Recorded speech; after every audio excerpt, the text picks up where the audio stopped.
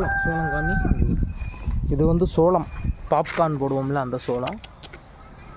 இது நல்லா ஹைட்டு, என் ஹைட்டுக்கு மேலே 7 அடி இருக்குது. ஒவ்வொரு செடியும் காய்ச்சிருக்கு. அதை பறிச்சுக்குவோம். அன்றைக்கி கொஞ்சம் பிஞ்சாக இருக்குது, அவிச்சு சாப்பிட நல்லாயிருக்கும்.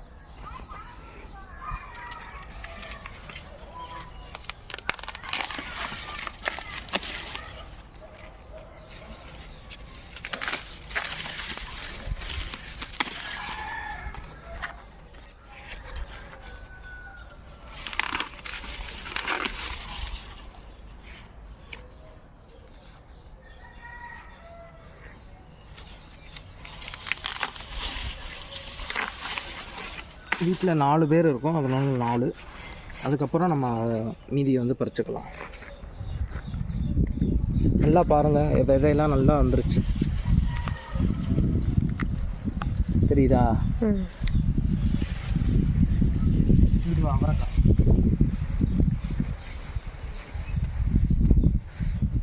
அவரைக்காய் வந்து செடி அவரைக்காய் கொத்து கொத்தாக காய்ச்சிருக்கு பாருங்கள். கொடி அவரைக்காய் வந்து பந்தல் போடணும்.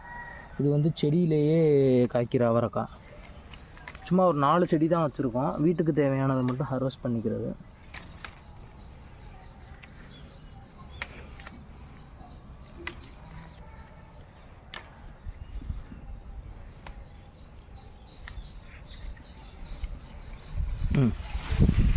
இப்போதைக்கு இது போதும், மற்றதெல்லாம் பிஞ்சாக இருக்குது.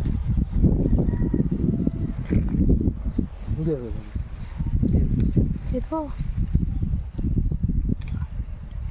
அடுத்து சீனி வரங்காய், கொத்தவரங்காய், சீனி வரங்கான்னு சொல்லுவாங்க. அது நிறையா செடி வச்சுருந்தோம். மழை பெஞ்சு தண்ணி தேங்கி நின்னதில் எல்லாம் அணுகி போச்சு. ஒரு 4 செடி மட்டும் இருக்குது. இதில் இப்போ தான் காய்க்குது.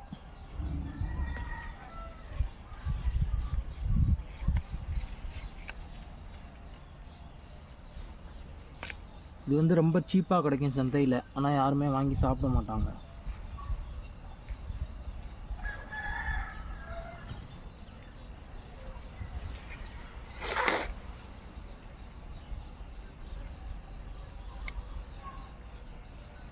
வத்தல் போட்டால் நல்லாயிருக்கும், நல்லா மொறுமொறுன்னு கிறிஸ்பியாக இருக்கும் வத்தல் போட்டால். அதனால் நாங்கள் பறிச்சுக்குவோம். சாப்பிட்லேன்னா வத்தல் போட்டுருவோம். நம்பிக்கையாக சீனி வரங்காய் அதெல்லாம் வந்து வத்தலுக்கு யூஸ் பண்ணிக்கிறோம். புரியுதா?